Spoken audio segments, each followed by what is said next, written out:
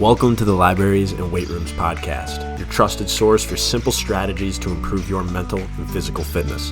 Throughout this podcast, we will discuss how you can manage your mental health by practicing mental fitness, building emotional resilience and curiosity to handle life's challenges. We'll also highlight the crucial link between physical fitness and your overall mental well-being. My name is DJ Ligori, and I want you to realize that you are not alone with this challenge. Thank you for taking the time to listen, and welcome to today's episode. What is up, everybody? Welcome back to the Libraries and Weight Rooms podcast. My name is DJ Ligori, and we are on episode number 103. Thank you so much for taking some time out of your busy day to listen to today's episode. Today, what we are going to talk about is something that we actually discussed in last month's Acres of Diamonds monthly mindset mastery session that is only available to Acres of Diamonds clients.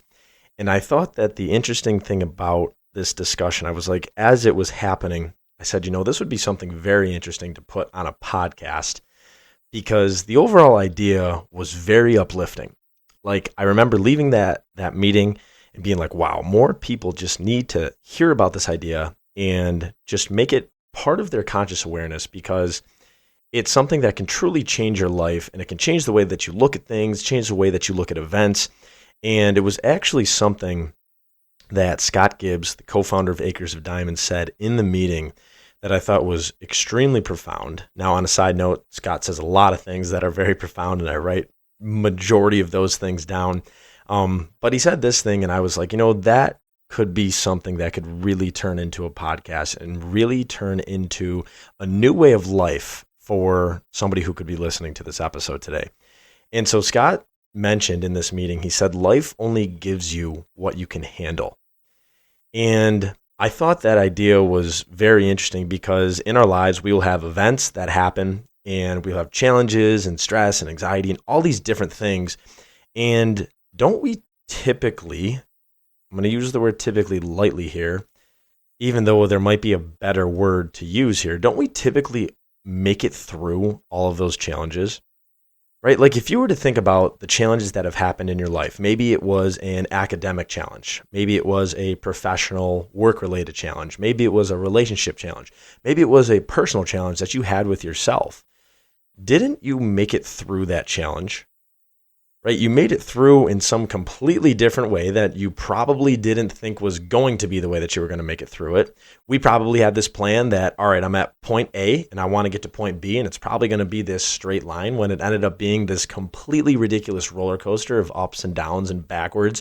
But eventually we got to point B, right? So life gave us some challenge, threw some adversity at us, and we got through it.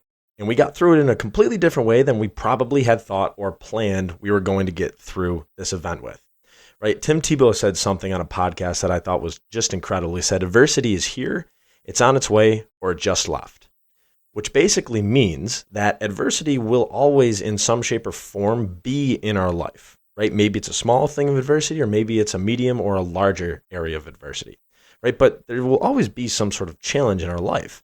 So life is only going to give us what we can handle, because to some degree, we are going to do whatever we need to do in order to get through that adversity and get through that challenge. And as we are going through this adversity and as we are going through this challenge, there's one concept that is always going to be prevalent, and it's the concept of change, right? So change is always going to be there. And I've heard before that, change, the only thing constant is change, which I think is really interesting to think about. Like, change is always going to be there, right? Adversity is always going to be there. It's inevitable, right? You listening to this podcast, you're going to change throughout this podcast. You're going to change every second of your life, ultimately, if you actually think down to like the biological standpoint, right? So we're constantly changing, and we're constantly evolving. We're constantly getting smarter, or we're constantly getting dumber, right? Depending upon the way that we're actually, the input that we're putting into our brains and into our body, right? Mental McDonald's type of things. And so we all experience change, I think, in different ways. And the interesting thing about the idea of change and adversity is you can look at it in one way of change is negative, right? Change is scary, change is uncertain, change feels like anxiety, fear, uneasiness. Or we can look at change as a form of excitement, something new, it's opportunistic. And in this meeting, one of the members, she had this awesome insight. She said, maybe change is it's this feeling where we're kind of like nervous in the beginning because it's something new, right? And then we kind of just start to get used to it because now time has kind of healed that wound of that newness, right? And then the change becomes exciting because we actually become more familiar with it. And so we all experience this change in different ways, yet eventually we're going to get through it, right? Like time is going to heal that wound. Like I remember being in football games and like standing on the sideline before during the national anthem and thinking to myself, like, no matter what, this football game is going to start. Because I used to get nervous before football games. I think a lot of guys do, and I think a lot of athletes do in general. And I remember thinking, like, no matter what, this game is going to go, right? And I'm going to be playing in this game, right? So I might as well like try to have as great of a positive attitude as I can because it's going to happen, right? It's kind of like this idea, like we've all like planned vacations before too. And you're like, man, like this vacation's a year away. It's going to take forever. And over time, it just gets closer and closer and closer. And then you're there, right? Things happen. And the only way we don't necessarily get there is if we die, even though time is still going to go on without us, right? Not to necessarily be grim, but I think this is super important for us to realize that when we have these challenges in our lives, we are going to get through them, right? One way or another. And that way, or that plan of getting through that change, it's going to probably be much different than what we thought it was going to be, right? And I think that's the important thing that we have to realize here. That is, no matter what, right? Life only gives you what you can handle. And this is the belief or the mindset that life is always working for you instead of life happens to you, right? So life happens for you versus life happens to you. So if you think about it in the term of life happening for you, every event, every adversity is actually there to serve you in a way. If you think about it the other way, you then start to be self-critical. You then start to judge yourself. You then start to say, why me? Why is this event, this challenge, this adversity in my life, right? And so if we take the belief of life happens for you, we then start to change the way that we look at all these events.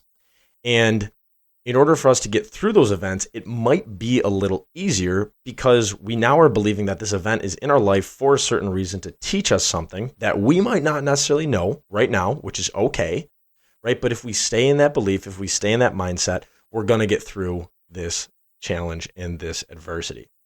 And this is a really interesting concept to bring up to people because a lot of the times people will say, well, what about a loved one passing away? Or what about losing a job or getting a divorce, right? Like these really bad, perceived bad events, right?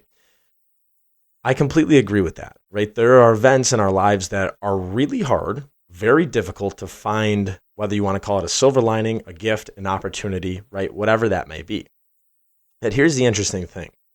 A lot of the times when we walk clients through these exercises of kind of looking at these negative events, whatever they are, and looking back on them, we then ask them, was there a positive reward that came out of that? And every single time people say yes, there was something positive that came out of that. I lost my job here, but it led me to this job here, right? I broke up with my partner here, but it led me to my soulmate over here, right? I lost somebody I'd really loved and really admired, right? Maybe it was a family member, a friend, yet it made me be much more present and here with all the other relationships in my life, right? So these events happen to us in our life. And if we are not in this mindset of life happens for us or life only gives us things that we can handle, then those events could crush us, right? And then they could turn us into this, super anxious individual. And we could worry about these future events, right? What else is going to happen to me? Why me? Right? And it could really hurt us on a very deep level and really hinder our progress as an individual. And so events are merely just neutral, right? Until we apply a meaning to them. Now, certain events we typically apply negative meanings to, and certain events we will then apply positive meaning to. The key here is to simply believe and use evidence of your past that no matter what that event is, you're going to be able to get through it, right? Use the events of your past, whether it was the difficult athletic challenge, right? I've had many difficult athletic challenges that I have gotten through each one of them in completely random ways that I was not expecting to get through them.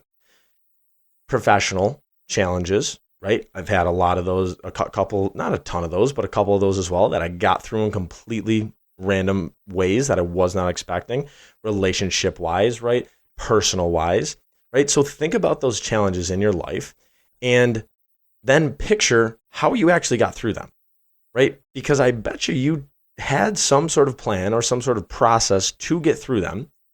And what you can do now is use that plan and that process of your past as evidence that no matter what challenge, no matter what adversity that is either here on its way or just left, you will be able to get through. And this is a huge piece of the concept of mental fitness, because mental fitness is approaching challenge with more emotional resilience and curiosity, right? What is the emotional strength that you are applying to the challenge that you are being presented with? Because if we do not have enough emotional rigor, enough emotional intensity and sustainability, then these events could really hurt us. These events could really crush us for a very long extended period of time. Not saying that they don't hurt us or crush us immediately, because there are a lot of very painful and difficult events. The question is, though, how long are we going to stay there? Right? I talk about this with people a lot, and I try to be very respectful and very empathetic towards them when I talk to them about the idea of, I have anxiety. I've always had anxiety. This is just the way it is, right? I really kind of feel for those people, because it's like, any interest in changing, any interest in believing in yourself that maybe you're not broken, maybe we just have a mindset deficiency, right? And we can possibly get better moving forward, right? Maybe this challenge was put in our lives to develop our emotional resilience, develop our mental fitness, right? Here's a great thing to try. Every time you hear the term mental health, just replace it with mental fitness, right? Our emotional resilience is truly equivalent to the healthiness of our mind, right? What is our ability to ultimately withstand this challenge in our life? What is our ability to ultimately get through that challenge moving forward, right? So this is very similar to physical fitness, right? With when we're lifting weights, right? At some point, we're going to go up in weight, right? We're going to have more stress put on our physical body, and it's going to be really hard. Yep, but our body's going to get used to it over time, right? And then we're going to have to go up in weight again, right? So let's use that idea of life is always working for us, and life only gives you what you can handle as a belief, as a mindset, as a foundation towards any of the challenges that we have moving forward, right? Let's use the evidence that we have in our lives as proof that we are going to be able to get through this, right? No matter what it is. And we might not see it exactly in that moment. Remember that point A to point B is going to be completely different than what we probably thought it was. And that's okay, right? Steve Jobs had a great quote about, we cannot connect the dots moving forward. All we can really do is look backwards and connect the dots, right? And trust in some faith, some God, some higher power, right? Whatever maybe your religious beliefs are, or what you truly believe as a human being, that moving forward, I'm going to figure it out.